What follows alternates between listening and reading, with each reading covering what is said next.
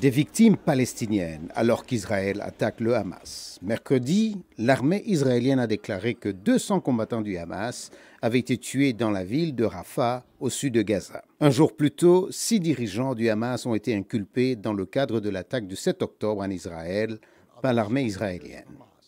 Pour avoir financé et dirigé une campagne de plusieurs décennies visant à assassiner des citoyens américains et à mettre en péril la sécurité des États-Unis.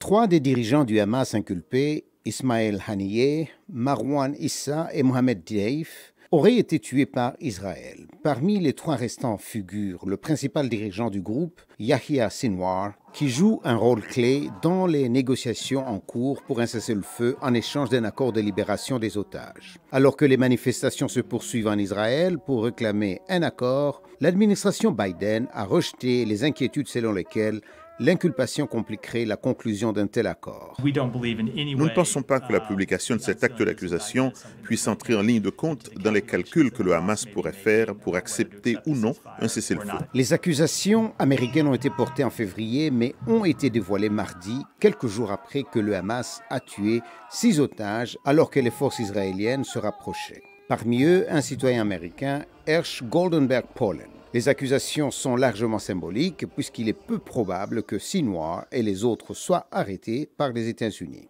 Mais d'autres actions américaines sont possibles.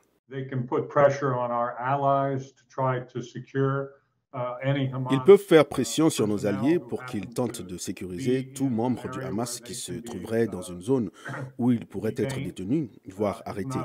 Et je pense que cette menace, à long terme, continuera à faciliter les efforts plus pacifiques pour parvenir à des règlements au Moyen-Orient.